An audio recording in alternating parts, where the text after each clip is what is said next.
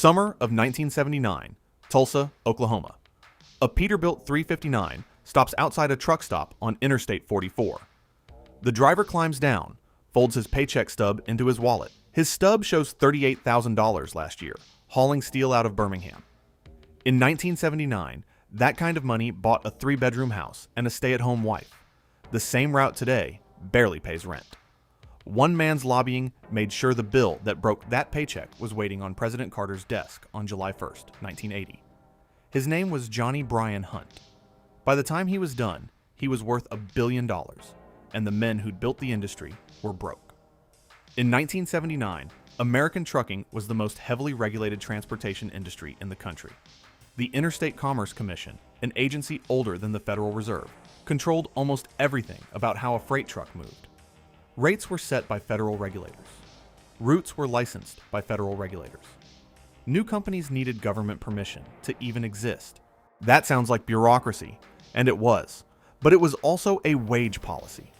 The ICC's tariff system meant that when a yellow freight driver hauled 40,000 pounds of cargo from Kansas City to St. Louis, the rate per mile was fixed by federal regulation.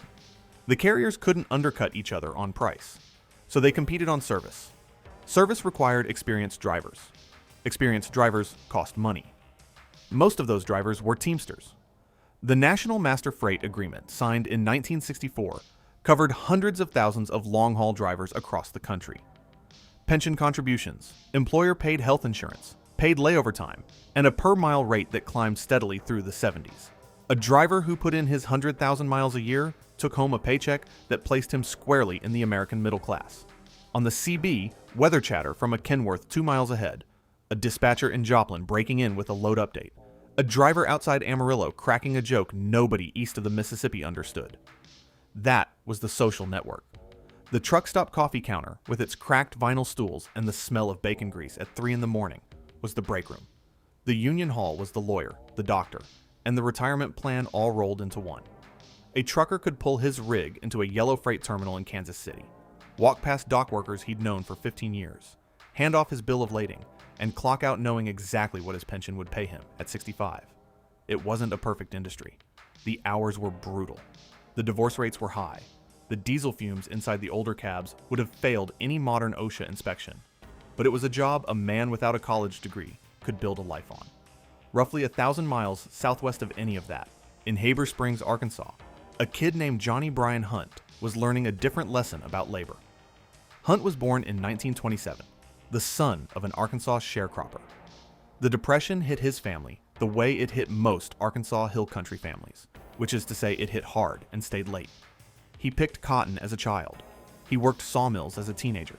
He dropped out of school in the 7th grade because his family needed the money yesterday, not after graduation. Hunt grew up inside a labor system that ran on a handshake and a verbal price. There was no union to call, no regulator to appeal to. If a sawmill operator decided your day's work was worth less than what he'd promised in the morning, that was the price. The man with the money set the terms. The man with the saw walked home and did the math in the dark. By the time Hunt was discharged from the Army after the Second World War, he'd absorbed 2 convictions that would define the rest of his career. He hated being told what to pay his workers, and he hated being told what to charge his customers. In 1961, Hunt found his first real opportunity. Rice mills in eastern Arkansas were burning their hulls as waste. Hunt realized those hulls could be sold as poultry litter. He built a small bagging operation, talked his way onto trucks, and within a few years was running a profitable business in agricultural byproducts. The rice hull money bought trucks. By 1969, Hunt had 5 used tractors running poultry feed and produce around the South. 5 trucks. No union contract, and no interest in ever signing one. But Hunt wasn't satisfied selling rice hulls. He'd seen something inside that union freight system that he couldn't unsee. He saw a ceiling, and he intended to crack it. From the start, Hunt's company was non-union. That wasn't an oversight. That was the entire model. Arkansas had been a right-to-work state since 1944, which meant Hunt could legally refuse to recognize a union shop. He used that legal latitude as a competitive weapon. While Yellow Freight and Roadway and Consolidated Freightways paid Teamsters wages and Teamsters benefits, Hunt paid by the mile capped his benefits, and let drivers absorb the cost of waiting at loading docks. His drivers weren't bad people, and many of them liked the work. But the math was different. A unionized yellow freight driver was guaranteed pay for every hour on duty. Pre-trip inspection, paid. Sitting at a shipper waiting for a forklift, paid. Stuck behind a closed scale, paid. A Hunt driver got paid only for miles rolled. Time spent at a shipper waiting for a load was time not earning. The risk of bad scheduling, the cost of a slow dispatcher, the hour-long delay at a Houston refinery in August, all of it sat with the driver, not the carrier. You could hear the difference at a truck stop in those years.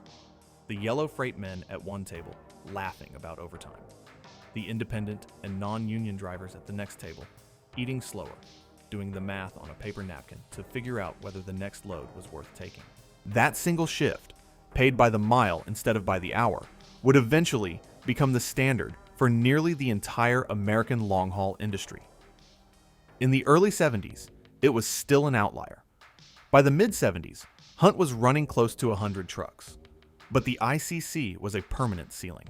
He couldn't haul certain commodities. He couldn't run certain routes. He couldn't quote certain prices. Every expansion required a federal blessing, and the existing carriers fought every new application Hunt filed at the commission. So Hunt did what any frustrated businessman with money does. He went to Washington. Through the late 70s, a coalition of non-union carriers, agricultural shippers, free market economists, and consumer advocates began pushing the same argument across every forum that would listen. The ICC, they said, was protecting incumbent monopolies. The unionized rate structure was inflating consumer prices. American shippers, they argued, deserved the right to negotiate for cheaper freight. Hunt was firmly inside that coalition. He gave interviews. He showed up at industry hearings.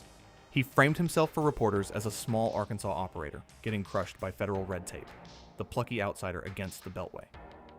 It made for great copy. Newspapers ran his quotes. Trade journals profiled his company. He became one of the public faces of the deregulation push. But cheaper freight had to come from somewhere. The carriers weren't volunteering to cut their own profits. The fuel companies weren't going to cut their margins. The insurance underwriters weren't going to lower premiums because Congress asked nicely. The interstate highways weren't going to widen themselves to move loads faster. Every fixed cost in the freight equation was, in fact, fixed.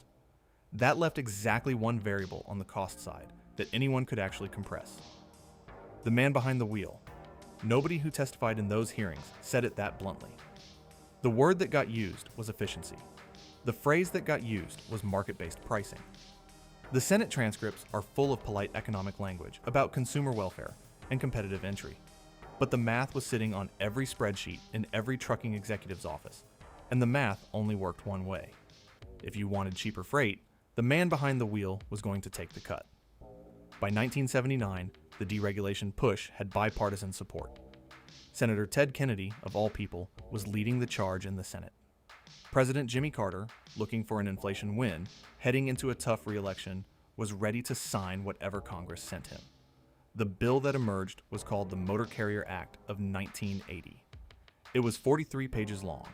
It would reshape an industry of 3 million workers, and it would do it almost overnight. Cheaper freight had to come from somewhere. The bill in front of Congress in 1980 made sure everyone knew exactly where. July 1st, 1980. President Jimmy Carter signs the Motor Carrier Act in a Rose Garden ceremony attended by trucking executives, free market economists, and a small handful of union representatives who already knew what was coming. What changed in the first 90 days after that signature wasn't an adjustment. It was a demolition. The ICC's tariff bureaus, which had set freight rates for 45 years, were ordered to begin dismantling themselves. Route restrictions that had taken decades to litigate were voided overnight.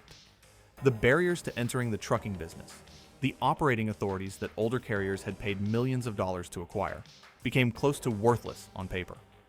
Within 5 years of Carter's signature, the number of authorized motor carriers in the United States had nearly tripled. Read that again. Tripled. Tens of thousands of new entrants flooded the market. Most of them were small. Most of them paid by the mile. Most of them had no union contract, no defined benefit pension, and no obligation to honor any of the work rules that had governed the industry for 2 generations.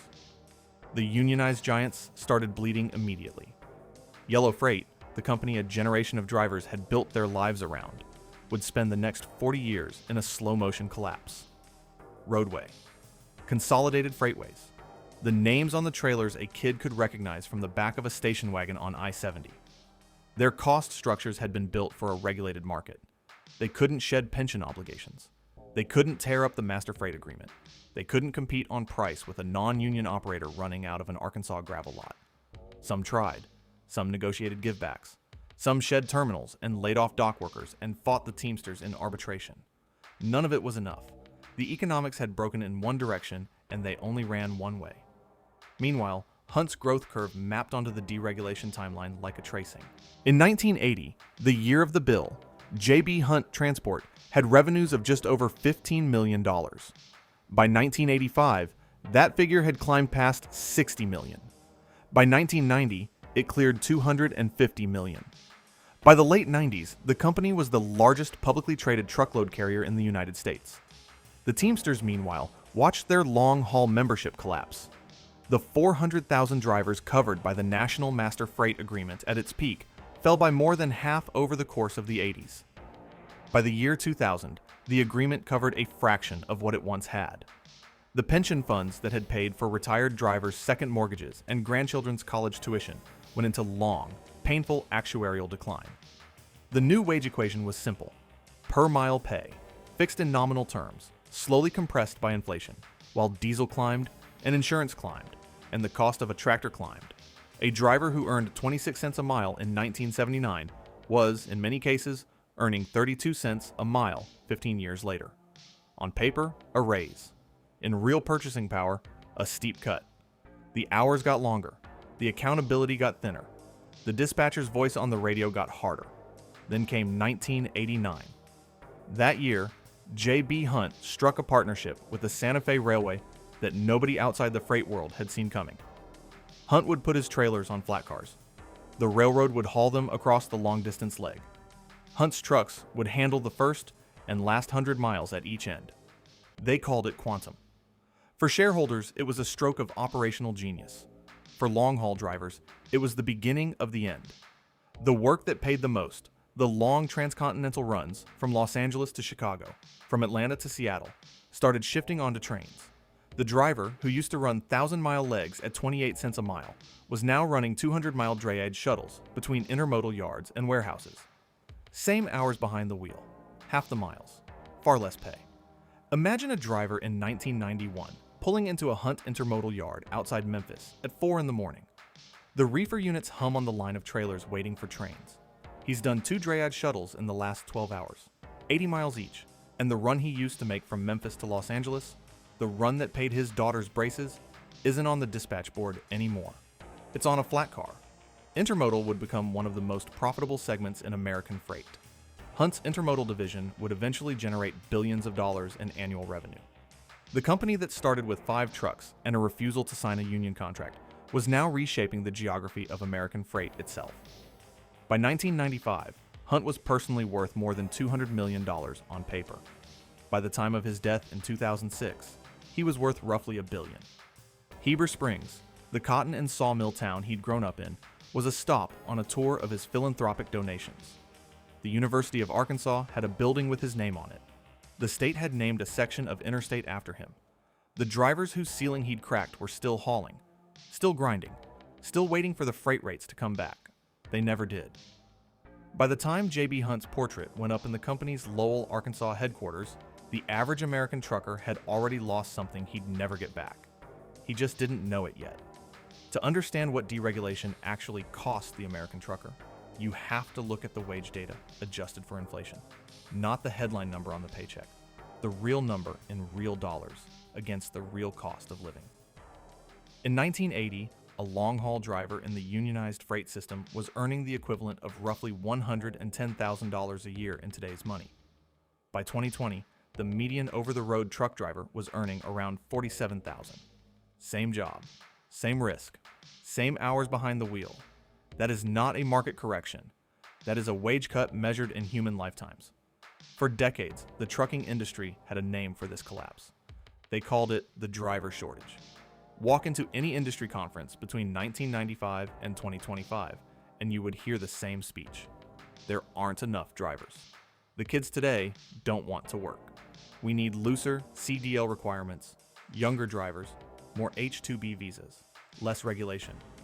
The American Trucking Associations would publish annual reports putting the shortage in the tens of thousands. Cable news segments would run footage of empty cabs and warn about supply chain collapse.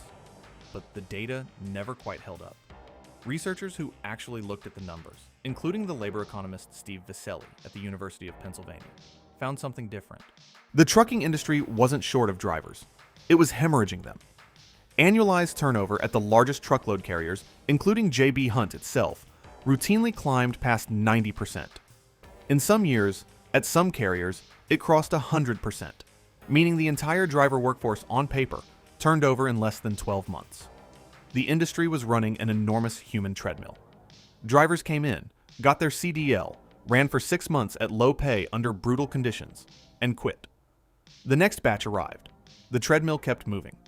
The shortage was a retention crisis, dressed up in a recruitment costume. And then there were the hours that didn't show up on the paycheck at all. Detention time, the term for the hours a driver spends sitting at a shipper or a receiver, waiting to be loaded or unloaded, grew steadily through the deregulation era.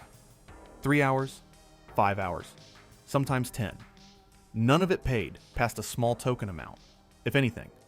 Federal hours of service rules counted that time against the driver's legal driving window, but the carriers didn't pay for it. A driver might leave Indianapolis at 4 in the morning, sit at a receiver's dock in Atlanta for 6 unpaid hours, and arrive at his next pickup with half his legal drive time already burned and nothing in his pocket to show for the morning. By the time he got home for his 34-hour reset, he'd worked 70 hours that week and gotten paid for 55. The lease purchase programs were the cruelest invention of the post-deregulation era. The pitch was the American dream. Sign with us, lease this truck, work it off, own it free and clear, be your own boss. The fine print was something else. The driver was responsible for the truck payments, the maintenance, the fuel, the insurance, the tires, and any repair that wasn't under warranty. The carrier controlled the dispatch. If the carrier ran the driver short on miles, the driver couldn't make the truck payment. If the driver missed a payment, the carrier could pull the truck back. Drivers ended the year owing the carrier money they hadn't earned. You could sit in a Walmart parking lot at 2 in the morning, anywhere along Interstate 40 between Knoxville and Albuquerque, and find a driver doing the math by the dome light. Idling diesel rumbling at 600 RPM, $4 a gallon fuel. 16 cents a mile over break-even, on a load that would deadhead him 300 miles to the next pickup. He'd sleep 4 hours in the cab, eat at the same Pilot truck stop he ate at yesterday, and run the same calculation again tomorrow. This was the job jbhunt's lobbying had built for the American trucker. Hunt himself died in December 2006, in his late 70s, at his home in Arkansas. The obituaries called him a self-made entrepreneur. The trade press called him a pioneer of intermodal freight. The University of Arkansas Business School flew its flag at half-staff. The drivers whose paychecks his model had compressed for a generation didn't have a flag to lower. They were on the road. They were always on the road. The freight had to keep moving, and the freight rates were not coming back. jbhunt Transport Services did not slow down after its founder's death. By the mid-2020s, the company was generating more than $12 billion in annual revenue. It employed tens of thousands of people. Its intermodal division, the one Hunt had pioneered with Santa Fe in 1989, had become one of the largest of its kind in North America. The portrait at the Lowell, Arkansas headquarters watched over a global logistics empire.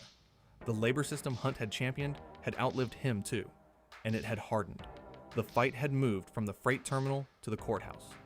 In California, Assembly Bill 5 forced a reckoning over whether truck drivers classified as independent contractors were actually employees. Owner-operators leased to mega carriers under exclusive contracts looked, on paper, less like entrepreneurs, and more like W-2 workers in a costume. Lawsuits piled up. Trade associations spent millions in litigation. The Federal Motor Carrier Safety Administration kept opening rulemakings, kept closing them, kept reopening them.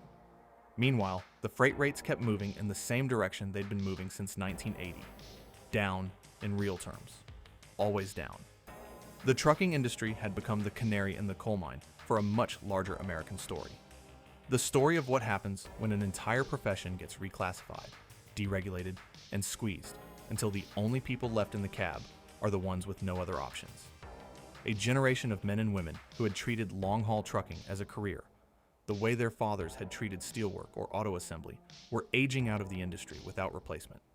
The kids weren't refusing the work because they were lazy. They were refusing it because the math no longer worked. A starting paycheck that had once paid for a house in 1979 could not pay for a one-bedroom apartment near most of the country's distribution hubs in 2025. This was the legacy: cheaper Walmart shelves, faster Amazon deliveries, a logistics network that moved goods from a port in Long Beach to a doorstep in Nebraska in 72 hours.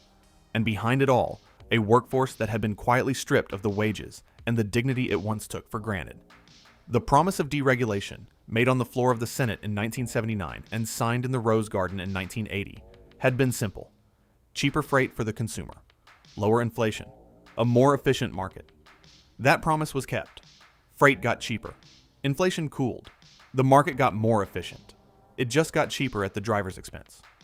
Hunt did not invent every piece of this system. The political coalition that pushed deregulation included Democrats and Republicans, free market economists and consumer advocates, agricultural shippers and retail giants. The blame is broad, but Hunt was one of its loudest public faces, one of its most successful operators, and the single biggest beneficiary of the model it created. He saw the ceiling of the regulated era. He cracked it, and the men and women who had been standing beneath that ceiling for 40 years were the ones who got cut by the falling glass. Tulsa, Oklahoma, a Tuesday morning in 2026. A Freightliner Cascadia idles outside a truck stop on Interstate 44, exhaust stack ticking quietly above the cab, the diesel running a little leaner and a little cleaner than the Peterbilt that sat in this same lot in 1979. The driver climbs down, pays for his coffee, folds his stub into his wallet. The truck is newer. The route is the same. The paycheck is half of what the man in 1979 took home, in real dollars. The stack still chuffs. The fuel island still hums. The freight still moves. 46 years after President Carter signed the Motor Carrier Act, the system Johnnie Bryan Hunt helped build is still running.